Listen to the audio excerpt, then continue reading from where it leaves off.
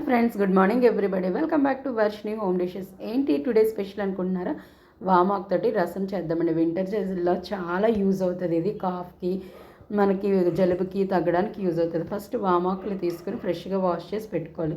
దీనికి కావాల్సిన red chilli, green chilli, ధనియాలు, జీలకర్ర, మిరియాలు, వెల్లుల్లిపాయలు, అల్లం అండ్ కరివేపాకు. ఇవి మెయిన్ ఇంగ్రీడియంట్స్. ఫస్ట్ మనం ధనియాలు, జీలకర్ర, మిరియాలు, అల్లం అండ్ వెల్లుల్లిపాయలను కలిపి అందులో వేసి దంచాలండి. ఇలా దంచి పక్కన పెట్టుకోవాలి, మరి పేస్ట్ కాకుండా.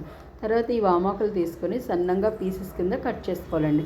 కట్ చేసి ఇలా రెడీగా ఉంచుకోవాలి. ఇదంతా ఈ ప్రాసెస్ అంతా అవ్వే లోపల స్టవ్ మీద గిన్నె పెట్టి కొంచెం ఆయిల్ పెట్టిన తర్వాత, ఆయిల్ బాగా మరిగిన తర్వాత మనం కొంచెం మినపప్పు అండ్ మెంతులు చాలా తక్కువ వేయాలండి. అలాగే ఆవాలు, ఈ మూడు వేసిన తర్వాత రెడ్ చిల్లీ, గ్రీన్ చిల్లీ కూడా వేసేసిన తర్వాత అవి బాగా వేగిన తర్వాత మనం రెడీగా ఉంచుకున్న వామాక్ పీసెస్ కట్ చేసుకొని ఉంచుకున్నాం కదండి. ఇది వేగిన తర్వాత వామాక్ పీసెస్ అనేవి అందులో వేయాలి. అందులో వేసేసి బాగా మగ్గిన తర్వాత 5 మినిట్స్ మీడియం ఫ్లేమ్ మీద ఈ వామాక్ అనేది మగ్గించాలి. వేగంగా మగ్గిపోద్దండి. తర్వాత ఇదంతా అయిన తర్వాత మనం దంచి ఉంచుకున్న ఆ మిశ్రమం ఉంది కదండి, అందులోని వామాకు వేగిన తర్వాత అందులో వేసి బాగా వేపాలండి.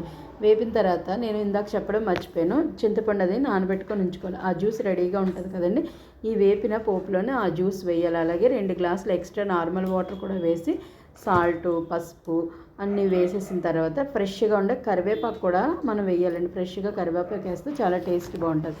ఇలాగ అన్నీ వేసిన తర్వాత ఒక 10 మినిట్స్ ఈ రసం అనేది మరగనివ్వాలండి. మరిగిన తర్వాత సర్వ్ చేసుకుంటే సూపర్ టేస్ట్ ఉంటుంది. వింటర్లో ఇది బాగా యూజ్ అవుతుందండి. ఈ ప్రాసెస్ మీకు నచ్చితే కనుక లైక్ చేయండి, షేర్ చేయండి, సబ్స్క్రైబ్ చేయండి. Bye friends.